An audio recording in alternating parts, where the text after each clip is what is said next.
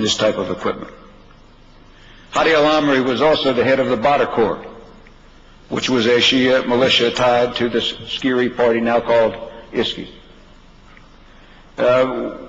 We believe that the Badr Corps was an active militia and was actively out conducting attacks against primarily Sunni civilians. After the elections in 2005, I asked for a meeting with him because I wanted to see if there was any reason that we should try to work with the Badr Corps. And in the course of this meeting, he was sitting directly across the table from me, and I popped the question to him. I looked him right in the eye and said, "Mr. Amri, are you being supported by Iran?" And he stopped. He paused and he went like this. "No." And that told me that he was lying, and it told me that I had nothing left to do with Hadi al-Amri. And the fact that he got into the White House is unbelievable to me. The other element in 2006 that I wanted to mention is we briefed the new incoming Prime Minister Maliki, who you've heard about today. But we showed him what was being done by the Iranians in Iraq.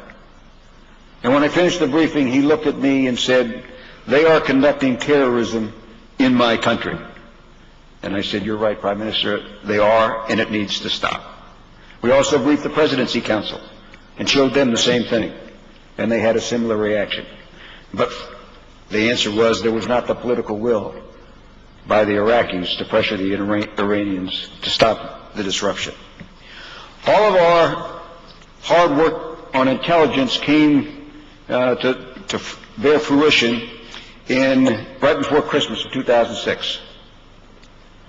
And we had been tracking some operatives around Baghdad, and we caught 6 of them in what amounted to a safe house.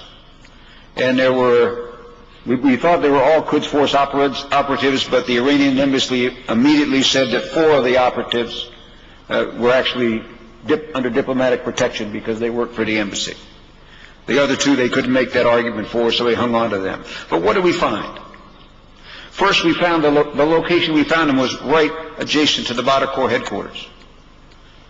And then they had maps on the wall that clearly showed that they were plotting to push the Sunni population out of the neighborhoods they were in so they could expand the control of the Shia militias across Baghdad. I mean, they had sections of Baghdad marked in different colors and arrows on the maps designating the way for future operations. There was money, there was weapons receipts, there was no question that this was an Iranian-supported operation. As with any good operation, we exploited the information there and were able to continue to put pressure on the Iranian operatives throughout 2007 and gradually reduce the flow of support. Why do I tell you all this? It's just some of its ancient history. But I tell you all this because that is how Iran operates. They destabilized Iraq. They used terror as the means of accomplishing their political and ideological objectives. They're a destabilizing force in Iraq. They're a destabilizing force in the region. And it is not a regime that is capable of being a productive member of this world order. And they will not be removed without an effective and active democratic opposition. Thank you very much.